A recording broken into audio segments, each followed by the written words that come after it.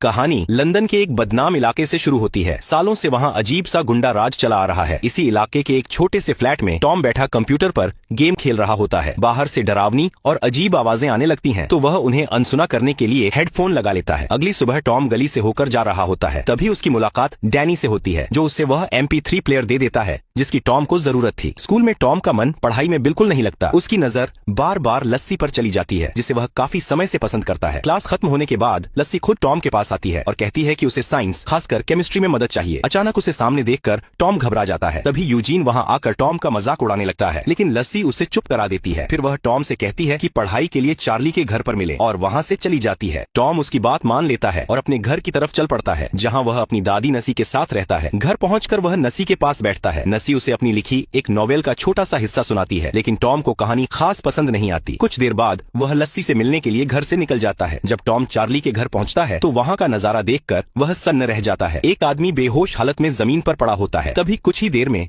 गुंडों का एक झुंड कमरे से बाहर निकलता है, जो किसी की वीडियो बना रहे होते हैं। डर के मारे टॉम भागने लगता है, लेकिन एक गुंडा उस पर गोली चला देता है। इसके बाद सभी वहां से फरार हो जाते हैं। 10 दिन बाद टॉम की आंखें अस्पताल में खुलती हैं। डॉक्टर उसे बताते हैं कि भागते वक्त उसका फोन उसके सिर के पास था और गोली फोन से टकराई, जिससे मोबाइल के कुछ टुकड़े उसके सिर में चले गए। गनीमत रही कि ज्यादा नुकसान नहीं हुआ। जाते जाते डॉक्टर उसे चेतावनी देते हैं कि अगर कुछ भी अजीब महसूस हो तो तुरंत बताना। तभी टॉम ने घबराकर लस्सी के बारे में पूछा। नसी ने उसे बताया कि लस्सी अब ठीक है और अस्पताल से छुट्टी भी मिल चुकी है। घर लौटते वक्त टैक्सी ड्राइवर टॉम को अजीब नजरों से देख रहा था, जिससे वह झुंझला गया। चलते चलते जब उसकी नजर मीटर पर पड़ी तो उसे एक अजीब सा एहसास हुआ और वह फिर से बेहोश हो गया। होश आया तो वह अपने ही बिस्तर पर पड़ा था। अगली सुबह नसी को उसकी हालत पहले से बेहतर लगी। उसने कहा कि उसे लस्सी से मिलकर आना चाहिए। टॉम फूल लेकर लस्सी के घर पहुंचा। वहाँ उसके भाई बेन ने दरवाजा खोला और उसे अंदर भेज दिया। दोनों के बीच बातचीत शुरू हुई। टॉम ने माफी मांगते हुए कहा कि हमले के वक्त वह डर कर भाग गया था। लस्सी ने उसे समझाया कि उस हालात में कोई भी ऐसा ही करता। अकेले और निहत्थे वह कुछ नहीं कर सकता था। फिर भी टॉम के मन में लस्सी को बचा न पाने का पछतावा बना रहा। वहाँ से निकलते ही टॉम को बिजली से चलने वाली हर चीज की आवाजें सुनाई देने लगी। यहाँ तक कि लोगों की फोन कॉल्स भी उसके कानों में गूंज रही थीं। उसे अजीब सा मितली जैसा महसूस हुआ। घर जाते हुए उसने देखा कि हर इलेक्ट्रॉनिक डिवाइस के ऊपर किसी अनजान इंटरफेस जैसी चीज दिखाई दे रही है। तभी उसे तेज उलटी आने लगी और वह बेहोश हो गया। बेहोशी में उसे अचानक यूजीन का मोबाइल दिखाई देता है और उसे समझ आ जाता है कि हमला करने वाले गुंडों में से एक यूजीन ही था। टॉम यह बात डैनी को बताता है, लेकिन डैनी भरोसा नहीं करता। स्कूल में जब टॉम फिर यूजीन से मिलता है तो वह उसके फोन के मैसेज पढ़ पाने लगता है। अब उसे यकीन हो जाता है कि उसका शक सही था। यूजीन लस्सी के साथ हुई घटना पर ही बातें कर रहा होता है। यह सुनकर टॉम का गुस्सा फूट पड़ता है। वह अपनी नई ताकत का इस्तेमाल करके यूजीन का फोन तोड़ देता है। उसी रात टॉम डैनी के साथ एक पार्टी में जाता है। वहाँ सोफे पर बैठे बैठे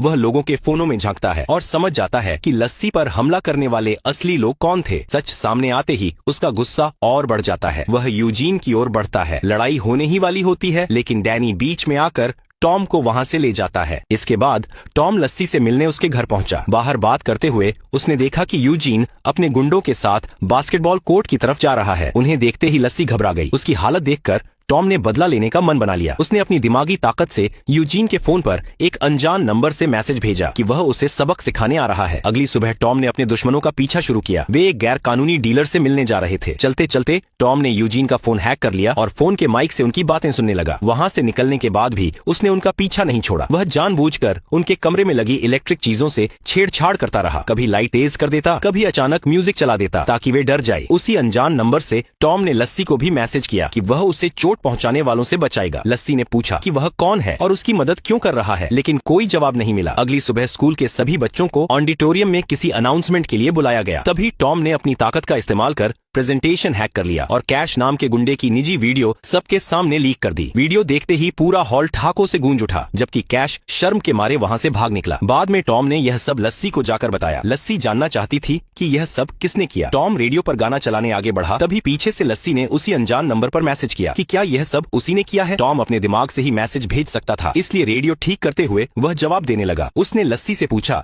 कि उस पर हमला क्यों हुआ था। लस्सी ने बताया कि गुंडे उसके भाई को गैंग में शामिल करना चाहते थे और मना करने पर उन्होंने परिवार में से किसी को नुकसान पहुंचाने की धमकी दी थी। मौका मिलते ही उन्होंने लस्सी को निशाना बना लिया। फिर लस्सी ने पूछा कि आखिर टॉम कौन हो। टॉम ने जवाब में लिखा कि वह उसे आई बॉय कह सकती है। कुछ दिनों बाद टॉम और लस्सी रात में घर लौट रहे थे, तभी यूजीन और उसकी गैंग ने उन्हें रोक लिया। वे लस्सी का मजाक उड़ाने लगे और अनजान नंबर वाले मैसेजेस के बारे में पूछने लगे। यूजीन ने टॉम को पकड़कर सच्चाई बताने को कहा। उसी पल टॉम ने अपने दिमाग से उनके फोन पर मैसेज भेज दिया कि गलत आदमी को पकड़ा है। मैसेज देखकर यूजीन उलझन में पड़ गया और इसी मौके का फायदा उठाकर टॉम और लस्सी वहाँ से भाग निकले। यह सब देखकर टॉम समझ गया कि गुंडे लस्सी का पीछा छोड़ने वाले नहीं हैं और उसने ठान लिया कि वह उन्हें सबक सिखाकर ही रहेगा। उसे पहले से पता था कि यूजीन और उसकी गैंग कार चोरी करने वाली है। जैसे ही वे गाड़ी खोलकर अंदर घुसे, टॉम ने अपनी ताकत से कार लॉक कर दी। सभी लड़के घबरा गए। टॉम ने कार का रेडियो ऑन किया और अपनी आवाज बदलकर उनसे बात की। उसने धमकाते हुए पूछा कि उनकी गैंग का लीडर कौन है, लेकिन कोई कुछ बताने को तैयार नहीं हुआ। तब टॉम ने अपनी शक्ति से इंजन को तेज कर दिया। गाड़ी से धुआं निकलने लगा और देखते देखते आग भड़क उठी। यह देखकर कैश बुरी तरह डर गया और चिल्लाकर बोला कि लीडर का नाम कट्स है और वे सिर्फ स्कूल जाने वाले लड़के हैं। उसकी गुहार सुनकर टॉम ने लॉक खोल दिया और सभी धमाके से पहले बाहर निकल आए। लेकिन टॉम का बदला अभी खत्म नहीं हुआ था। अब उसने अपनी ताकत से कट्स का पूरा पता निकाल लिया, जबकि उसे यह नहीं पता था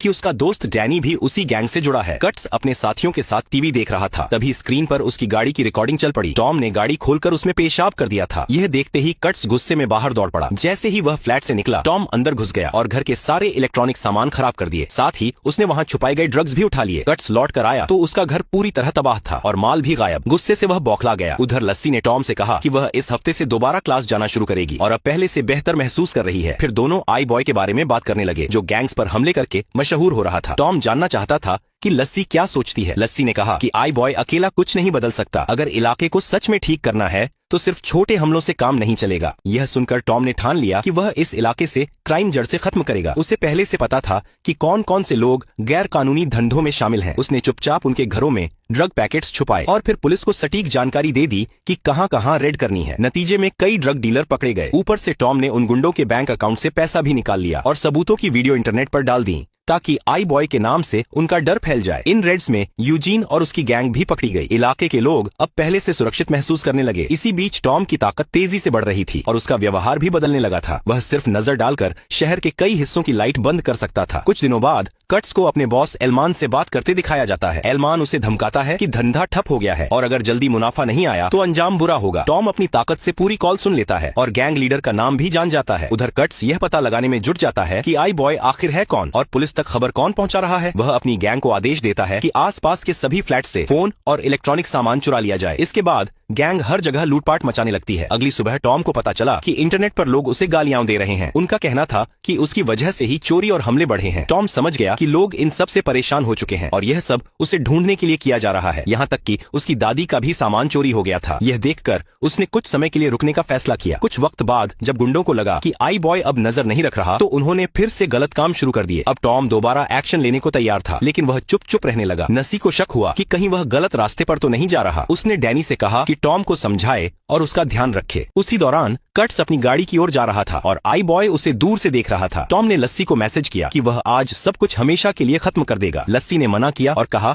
कि कानून हाथ में लेना सही नहीं है। टॉम को बात समझ आई, फिर भी उसने पीछा जारी रखा। उसने कट्स की गाड़ी फोन से ट्रैक करनी चाहिए, लेकिन कट्स ने फोन डस्टबिन में फेंक दिया। तभी एक हेलीकॉप्टर की आवाज आई। पास ही एक बड़ा एक्सीडेंट हुआ था और न्यूज हेलीकॉप्टर जा रहा था। टॉम ने उसके कैमरे को हैक किया, कट्स की गाड़ी देखी और साइकिल से पीछा करने लगा। कट्स एक सुनसान जगह पहुंचा जहां कंटेनर पड़े थे और उसके खास लोग मौजूद थे। वे आई बॉय को खत्म करने की योजना बना रहे थे। टॉम अंधेरे में छुपकर आगे बढ़ा। उसने एक गार्ड को देखा और अपनी ताकत से वीडियो देखकर हमला करने का तरीका सीखा। फिर उसी तरह गार्ड को गिरा दिया। वह ड्रग से भरी एक क्रेट तक पहुंचा और पूरा माल आग के हवाले कर दिया। तभी कट्स और उसकी गैंग आ गई और टॉम पर टूट पड़ी। मार खाते हुए उसे लगा सब खत्म हो गया है। बचने के लिए उसने आसपास के इलेक्ट्रॉनिक डिवाइसेस से बेहद धीमी फ्रीक्वेंसी की आवाज निकाली, जो गुंडों के कानों में चुभने लगी। वे दर्द से बेहोश हो गए। कट्स ने गोली चलाई, लेकिन निशाना चूक गया। टॉम किसी तरह वहां से बचकर निकल आया, लेकिन वह बुरी तरह घायल था। घर लौटते वक्त वह एक लैंप पोस्ट से टकराया और बेहोश होकर गिर पड़ा। अगली सुबह होश आया तो वह खुद को एक अनजान जगह पर पाता है। उसे समझ ही नहीं आता कि वह वहां कैसे पहुंचा। उधर लस्सी उसे बार बार कॉल कर रही थी, क्योंकि उसे अकेले स्कूल जाने से अब भी डर लगता था और टॉम ने उसके साथ जाने का वादा किया था।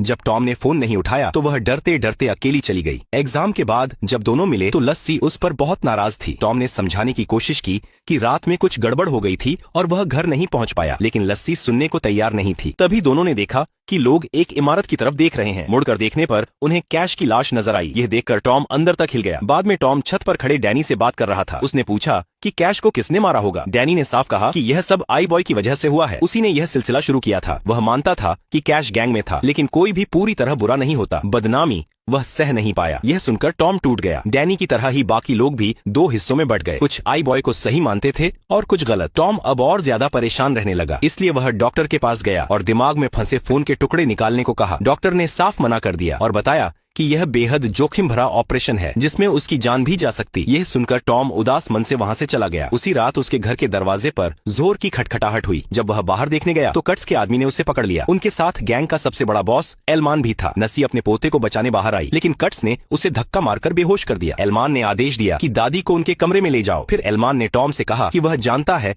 वही आई बॉय है और जिंदा रहने का बस एक ही रास्ता है, उसके साथ मिल जाना। टॉम ने साफ मना कर दिया। इनकार एलमान को पसंद नहीं आया और उसके गुंडों ने टॉम को जमीन पर गिरा दिया। इसके बाद एलमान ने उसे लस्सी को ट्रैक करने को कहा। टॉम ने अपनी ताकत से पता लगाया तो मालूम हुआ कि लस्सी को यूजीन और उसकी गैंग ने पकड़ रखा है, जिन्हें एलमान ने अपनी पहुंच से जेल से छुड़वा लिया था। टॉम समझ गया कि अगर उसने हामी नहीं भरी तो लस्सी को मार दिया जाएगा। तभी एलमान ने एक और झटका दिया। उसका दोस्त डैनी ही सब कुछ पैसों के लालच में बता चुका था। एलमान ने सबके सामने डैनी को पैसे देकर जलील किया और उसे भगा दिया। फिर उसने टॉम से कहा कि जैसे उसने कट्स के अकाउंट खाली किए थे, वैसे ही अब उसके अकाउंट में पैसा भर दे, वरना लस्सी की जान जाएगी। टॉम ने मजबूरी में पैसे ट्रांसफर करना शुरू कर दिया, लेकिन साथ ही अपनी ताकत से उसी फोन से पुलिस को कॉल भी लगा दी जो लस्सी के पास रखा हुआ था। वेयर हाउस में यूजीन और उसके साथी बंदूकें लेकर तैयार खड़े थे। अगर टॉम ने उनके बॉस की बात नहीं मानी तो वे लस्सी को मारने वाले थे। लस्सी उन पर चिल्लाने लगी कि वे बचपन से साथ खेले हैं और अब इतनी गिरावट कैसे आ गई। उसकी बातों से यूजीन भड़क गया, लेकिन तभी पुलिस वहां पहुंच गई। गुंडों ने जल्दी से फोन तोड़ दिए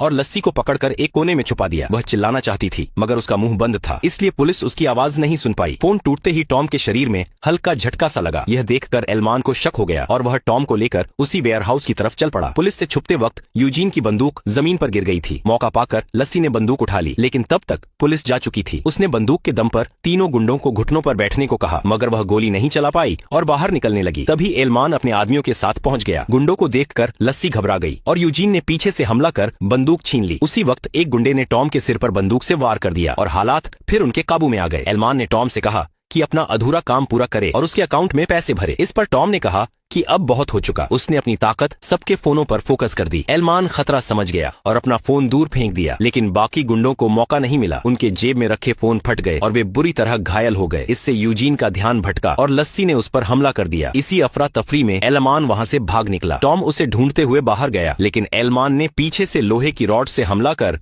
उसे बेरहमी से पीटना शुरू कर दिया। टॉम ने फिर अपनी तीखी आवाज वाली ताकत आजमानी चाहिए, मगर एलमान ने अपना सिर उसके सिर पर दे मारा। इसके बाद टॉम बेहोश होकर जमीन पर गिर पड़ा। एलमान ने लोहे की रॉड उठाई और टॉम की जान लेने ही वाला था। तभी लस्सी वहां पहुंच गई और हवा में एक गोली चला दी। उसने चीख कर चेतावनी दी कि टॉम से दूर रहे, वरना वह गोली मार देगी। एलमान फिर भी उसकी ओर बढ़ता रहा। तभी लस्सी को पता चला कि उसकी बंदूक जाम हो चुकी है और वह घबरा गई। इससे पहले कि एलमान उस तक पहुंच पाता, एक गोली चली जो सीधे उसके हाथ में जा लगी। घायल होते ही एलमान गुस्से से भड़क उठा। उसने लस्सी से बंदूक छीन ली और एक जोरदार मुक्का मार दिया, जिससे वह बेहोश होकर गिर पड़ी। उसी पल टॉम को होश आ गया। लस्सी को घायल देखकर उसका गुस्सा फूट पड़ा। एलमान फिर से रॉड लेकर उसकी तरफ बढ़ा, लेकिन टॉम की एक तेज चीख के साथ उसके अंदर से इतनी जबरदस्त ताकत निकली कि एलमान उसी पल खत्म हो गया। इतनी शक्ति इस्तेमाल करने के बाद टॉम भी थककर वहीं बेहोश हो गया। होश आने पर वह अस्पताल के बेड पर अपनी दादी नसी के पास था। नसी उसे ठीक देखकर बेहद खुश थी। दोनों ने साथ खाना खाया और घर लौट आए। घर के पास टॉम की मुलाकात डैनी से हुई, जिसने माफी मांगी और कहा कि उसने बहुत गलत किया। उसने यह भी कहा कि उसे एलमान का दिया पैसा नहीं चाहिए। टॉम ने कहा कि उसने लस्सी पर हमला करने वाले गुंडों को पकड़वा दिया, लेकिन कभी यह नहीं सोचा कि वीडियो कौन बना रहा था। डैनी चुप हो गया। टॉम ने उसे समझाया कि अभी भी सुधरने का वक्त है। आखिर में टॉम और लस्सी बिल्डिंग की छत पर मिले, जहां टॉम ने एक छोटा सा रोमांटिक डिनर रखा था। दोनों ने एक दूसरे को चूम लिया। खुश थे कि लंदन का सबसे बड़ा क्रिमिनल बॉस अब खत्म हो चुका था।